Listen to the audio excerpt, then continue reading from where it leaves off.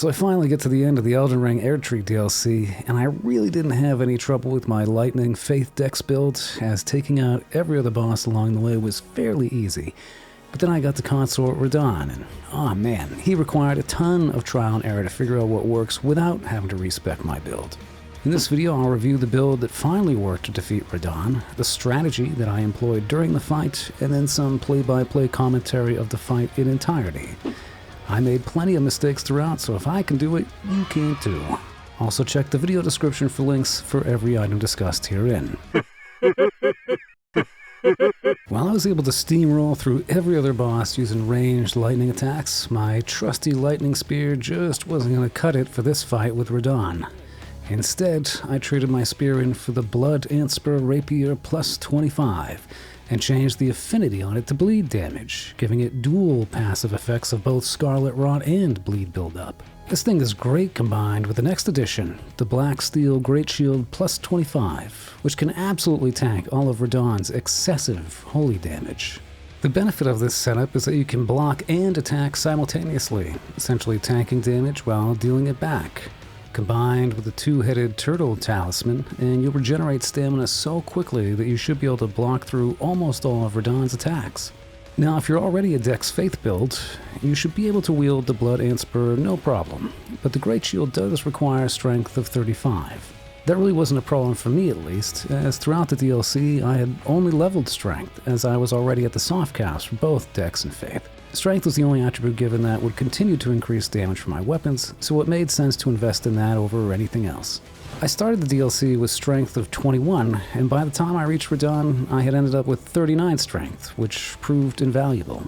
As for armor, I used the Crucible set I got back in the base game, and for additional talismans, I used the Dragoncrest Greatshield to negate physical damage, Lord of Blood's Exultation to raise my attack power whenever bleed procced, and the Golden Braid to negate holy damage as much as possible. Additionally, I did equip Miquella's Great Rune, which will break his charm one time after being grabbed in Phase 2, so it's kinda necessary. For my flask, I used the Greenburst Crystal tier to boost stamina recovery speed, and the Opaline Hardtear to boost damage negation. Before entering the Fog Gate, I buffed up with Golden Vow, Fire Grant Me Strength, and Lord's Divine Fortification.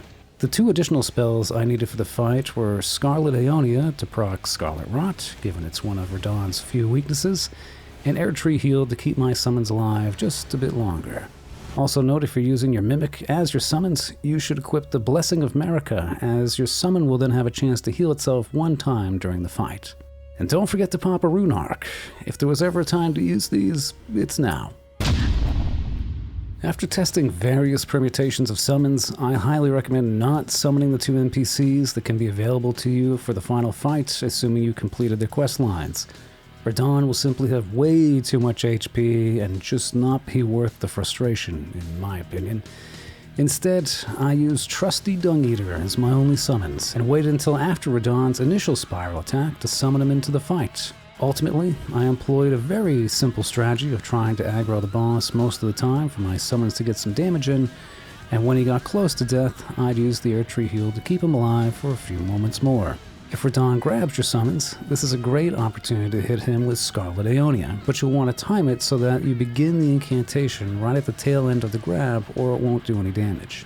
This is the most critical part of the strategy for Phase 2, as you'll need the Rot to slowly drain away his HP, giving you the greatest advantage possible. In my case, Dung Eater died with Radahn still around 33% health, but the Rot continued to help as much as any additional summons would. Once the fight is one-on-one, do not get greedy. Continue to block as he attacks, but drop your shield in between attacks to regain some additional stamina. Remember, only attack a few times at the end of his combos, then continue to block as much as possible. Alright, first off, pop that Rune Arc. Gotta use it. Gotta use it.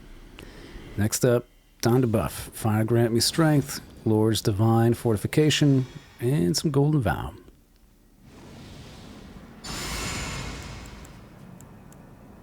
I'll hit that flask. Regen FP, and we're good to go. So again, you're going to wait until after the first spiral attack to summon your summons. I barely just pulled that off, but that's fine. And you can see the shield in action, right? I'm keeping the shield up, poking him. Look at that. That shield blocks like everything.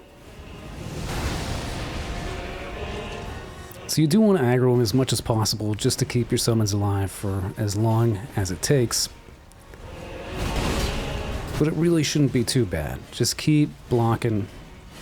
Keep using that rapier. You can see that bleed proc went off, and boom, we're already into phase 2. Pretty easy just to bully him to get to this point, honestly. So we didn't do his insane holy damage from the sky nonsense from the get-go in that case, but we were still able to block enough of his attacks that it really wasn't too bad. And I still don't get the meteorites. I can't ever figure out how to dodge these. And for this, you can actually just tank that. Look, you barely took any damage there. Just tank the crazy holy damage as long as you got the shield up. The other thing to keep in mind is you do want to keep an eye on your summon's health. As once it gets below 50%, you're going to want to start to heal him. Or at least try to a few times. Here comes some Scarlet Aeonia. Right at the tail end of that grab for the summons. And it procced, which is very useful. It's going to keep blocking, keep blocking. The Dung Eater's pretty much done at this point, but I'm still trying to heal him. Really to no avail. And there he goes. And at this point I'm thinking to myself, well, I'm screwed. But in reality, it ended up being just fine. All I gotta do, keep blocking. In between his attacks, try to lower the shield just to regenerate some stamina. Like I'm doing there. Running around him, trying to get the stamina back, trying to get some hits in. I just don't get greedy and don't, get paranoid either. Now for this one, I don't even know where I'm running from. Just keep running. And as soon as he lands, just dodge. I found that to be probably one of the best pieces of advice for that attack. Otherwise, you can really just tank basically everything, even this one. And again, I'm just going to heal, hold that up. Barely took any damage. At least from the initial blast.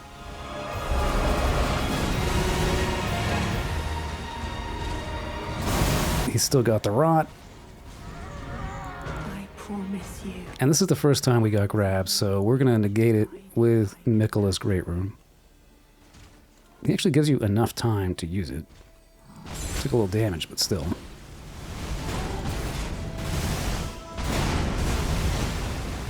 Just more rinse and repeat. That's my last healing flask, but... Poke, poke.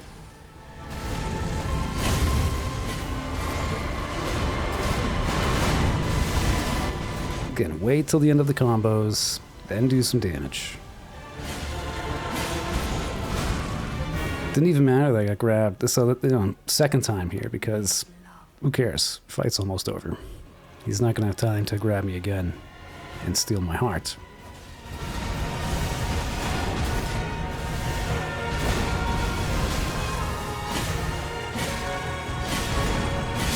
And that's it.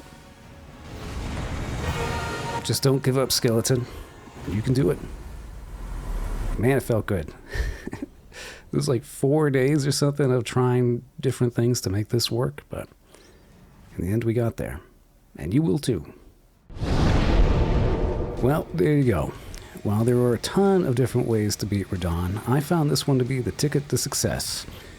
I know this isn't using a pure Faith Dex build, but the additional strength investment does seem necessary for this one, and for my case at least, I didn't need to respec at all.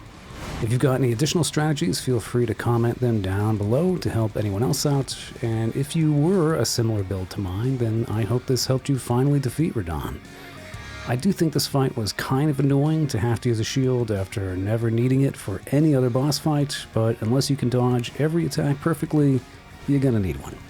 Lastly, I'd like to thank my members for their continued support. You guys are awesome, and I had a blast streaming the Erdtree DLC. Well, up until Radahn at least. Anyway, that's all I got for this one. Now get the hell out of here.